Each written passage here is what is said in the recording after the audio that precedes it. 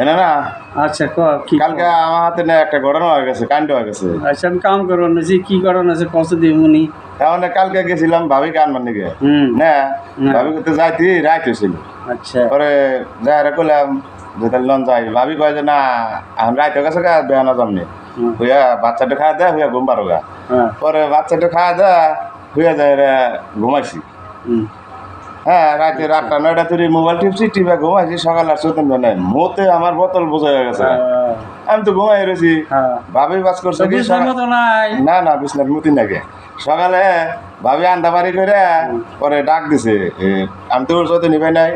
পরে ভাবি আবার কি জানি কাম করতেছে, ভাবির একটা ছোট বোন আছে, সেই ছোট বোনের দেহার আছে যাচ্ছে আমার দেওয়ার গায়ে তোলে গা। পরে গেছে আমার যে মতে যে বোতল বোঝা হয়ে রয়েছে এই বিয়ে আনবার যা করছে কি সেই বোতল ধরে সমানে দেখাইতেছে এই বিয়ে বিয়ে ওঠেন ওঠেন চৈতন ভাই হারলে হলে কয় বিয়াই আনার এটা কি ইনে কোন দূর আর কই না এইটা মতের ছোটে বোতল বোঝা হয়ে গেছে গা। কয় আমি আরো ভাবছি যে বিয়ে এটা নাড়ি কিছু নিয়ে খাড়া করাতেছে সেটা নাড়ি তো নাই রে, এটা তো মানে মতি নেই মত আছে সেরকম মতের ছোটে বোতল বোঝা হয়ে গেছে গা, যার জন্য এই যে বোতল খারাপ হয়েছে।